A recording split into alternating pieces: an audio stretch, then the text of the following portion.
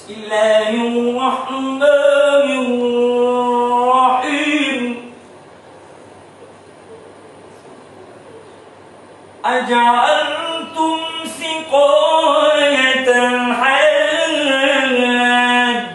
وعمارة المسجد الحرام كمن آمن بالله واليوم الآخر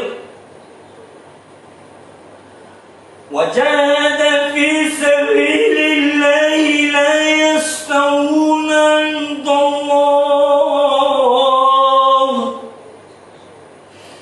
والله